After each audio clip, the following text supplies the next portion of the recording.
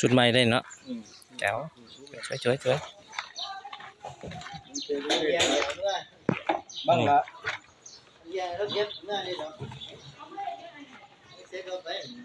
อันนี้สุกเลยครับอันนี้ขึ้นใหม่โอ้พนักงานหัวหน้าเขียวลุกแล้วมาเลยแม่นี่ลงใหม่ครับเนี่ยลงใหม่ครั้งที่2นะครับเนี่ย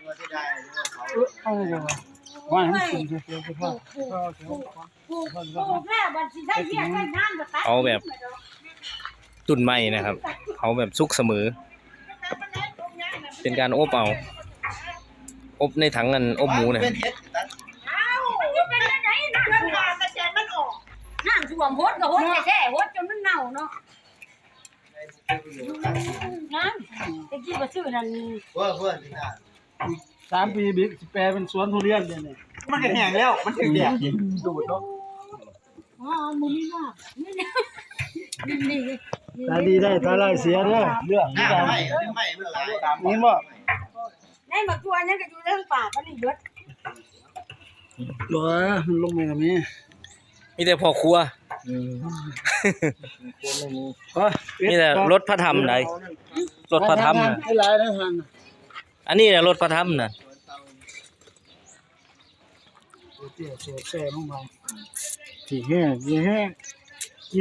เบิดจะรู้จะรู้รถจะตีจะกล่องเอา6 โลจะตี3น้ำตาล3จังว่าใส่น้ำตาล2 โลครึ่งเพิ่นว่าบนนั่นเพิ่นบ่ตีหลุมหลัง3 โลพอดีมาดิ2 เบาหวานมาเลยเดี๋ยวไอ้คนละครึ่งเบาหวานเนาะเห็นหวานเห็นดีเด้อเนาะพ่อแซ่บว่านี่คุณจะเกิดดีมาดิเดี๋ยวพ่อก็ทานจบว่าผู้ใหญ่ต้องเต็มแล้วหมดเต็มแล้วอันนี้บ่ได้อีกอันนึงบ่ได้บ่เต็มบ่ปิดแล้วจบเกม